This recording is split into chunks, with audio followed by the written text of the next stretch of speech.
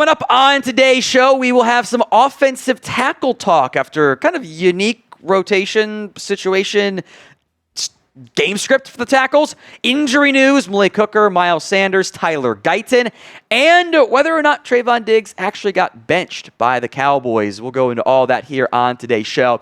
Before we get into it, don't think there will be a push notification on today's video because too much content. Last 24 hours have had 2 live shows, and this will be the 3rd video, so you don't get that many pushes in a day on YouTube. So help us out by sharing today's video on social media, Twitter, Facebook, Instagram, whatever it is, we got you covered.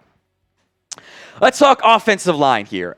The offensive line usage was, I would argue, pretty unique for the way the Cowboys normally operate here. This was against the Packers. So to recap what happened, to the surprise of nobody, Tyler Guyton, Terence Steele were the starters at offensive tackle. For one drive, I think it was the 3rd drive of the game, Nathan Thomas came in and replaced Terence Steele. Thomas then immediately picked up a penalty for illegal formation, for lining up too far in the backfield, negated a 3rd down play, did not come back in the game until Tyler Guyton left the game with a concussion. And then Nathan Thomas came in and I thought played relatively well.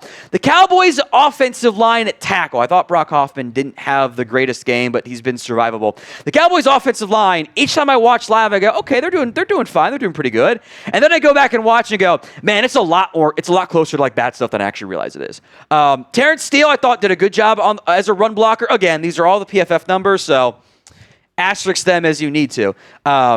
1 hit, 2 hurries, no flags. Same numbers for Guyton on fewer snaps is certainly worth mentioning. The run block rate was 53.5, not as good. No huge surprise there. The issue with Guyton is when he loses, it's really obvious that he lost. Like, he loses quickly, and that's a bad thing for an offensive tackle. They're doing enough to get by right now. I think Guyton overall has been better than what he was last year, but he's got to cut down on just the mistakes that keep happening.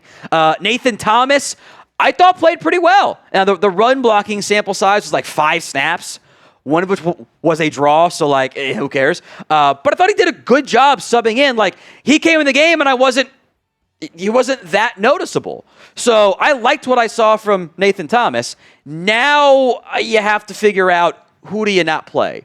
And where does Nathan Thomas land? This might be decided for you this week with Guyton in concussion protocol, but questions remain. Of these 3 offensive tackles, who do you want to bench? TG for Tyler Guyton, NT for Nathan Thomas, TS for Terence Steele. Let me know at the pinned comments of today's show. I think in general, the play of the offensive tackles looks better live because of the play of Dak Prescott. I'll go why I mean that in a little bit here. And I think it looks a little bit better once we contextualize why, you know what, they've actually been a little bit helpful for you. Like with what they are asked to do. So the island rates is from our guy Brian Broaddus. Like, when they are left on an island, no help, the Cowboys are kind of just leaving their tackles on an island, which I was surprised by against Green Bay. But to get through that game and allow the 1 sack, which I still don't know if that was a sack at all. I don't think it was, really. I felt like that was a no gain, but whatever, who cares? Guyton lived on island 87% of the time, Thomas 82%, Steele 75%. Sure, Micah Parsons got a bunch of pressures, but who cares? Like, it doesn't really matter all that much. Dak Prescott was nails under pressure against the Packers. These are also per PFF. I think NFL Pro had like 9 pressure attempts. So again, differing numbers there. 12 out of 14, 162 yards, 11.6 yards per attempt, 1 touchdown, 0 interceptions. When all of that stuff, like the ball's getting out quickly enough, he's really impressive under pressure. Like the Tolbert play was under pressure. The Big Pickens throw was under pressure. I think the play of the quarterback helps the offensive line out, but I do think they're doing just enough to get by. I do think at times there's some holding penalties on Tyler Guyton not getting called, but hey, if they're not getting called, I'm not going to look a gift horse in the mouth. But I think good enough for now, given the tough slate they've faced of edge rushers so far. Hopefully we'll continue to get better as the year goes along. Today's show is made possible by PrizePicks. You and I make decisions every day, but on PrizePicks, being right can get you paid. Don't miss any of the excitement this football season on PrizePicks, where it is good to be right. PrizePicks is the only app that offers stacks, meaning you can pick the same player up to 3 times in the same lineup. You can go more than on Josh Allen passing yards, rush yards, and touchdowns. Pick them all in the same lineup, only on PrizePicks. You can also follow other players directly on the app and copy their lineups with one click. Whether it's a friend, a celebrity partner, or someone whose picks you like, hit the follow button and check out every lineup in the new feed tab on PrizePicks. Download the PrizePicks app today and use code CLNS to get $50 in lineups after you play your first $5 lineup. This is my Monday Night Football PrizePicks lineup for you. I like the idea of Justin Fields having some success against a shaky Dolphins passing defense. I'm going to go less than Bo Nix, 11.5 yards on the ground, and I'll take Breece Hall, more than a half touchdown.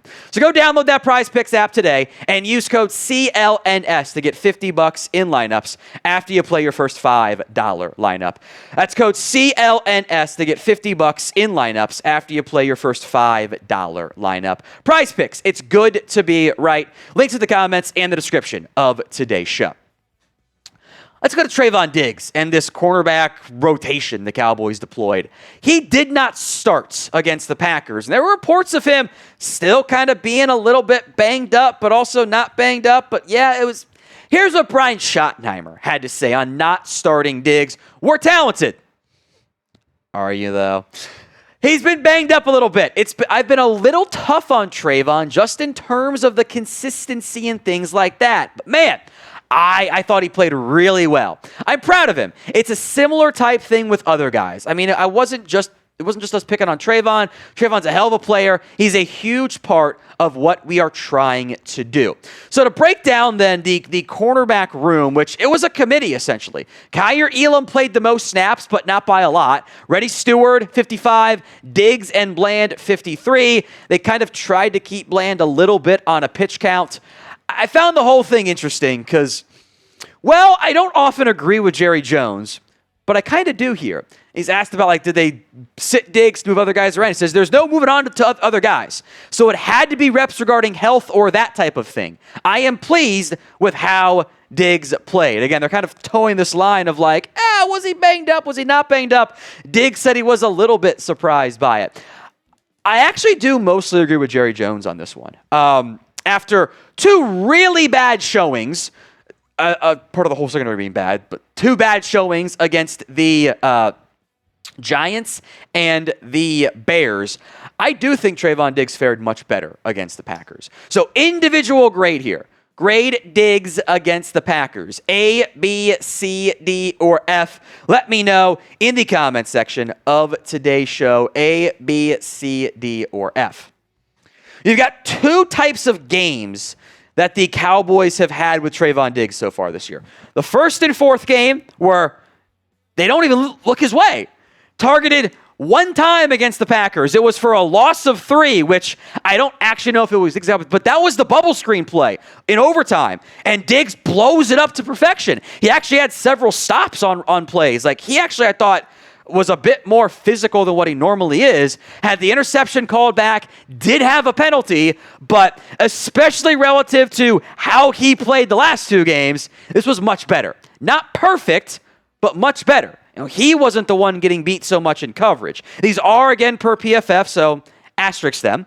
The coverage yards and the completion rate allowed in week 4. Reddy Stewart, 75 yards. Remember, the Packers feasted on check down stuff, too. That was a huge issue. Deron Bland, 71.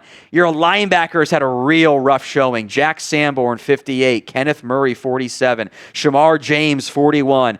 Elam only got dinged for 25. The safeties apparently weren't getting blamed, which I found kind of interesting on the PFF side. But, again, a lot of it was after catch stuff, which we will get into here in a minute.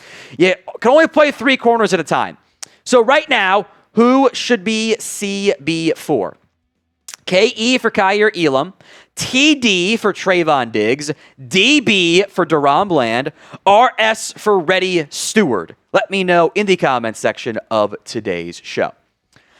I think the biggest issue you face right now, at least what you faced against Green Bay, because there were different moments. I still don't know who to actually blame on the deep shot, the opening play of the game, but I think it was probably a Bland issue. I'm not sure. The Cowboys allowed 256 yards after the catch, and they had 16 missed tackles.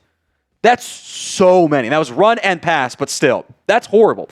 To put that in perspective, Reddy Stewart allowed 75 yards in coverage.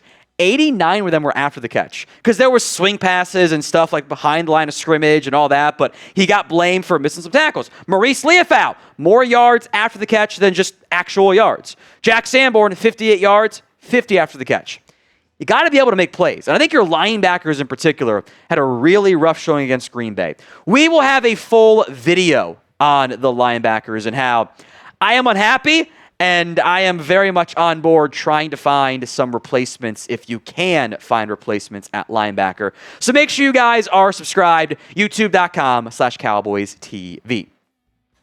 Rapid fire injury updates here. As of filming, haven't heard that much new stuff, but Malik Hooker out with the toe injury. It was a non-contact toe injury. I would not be surprised if Hooker is unavailable for at least a game or two.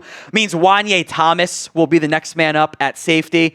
I mentioned more linebacker options. Maybe just try Marquise Bell there. Just a thought. Miles Sanders left with an ankle injury. We'll see about his status. Maybe next week is the Jaden Blue week.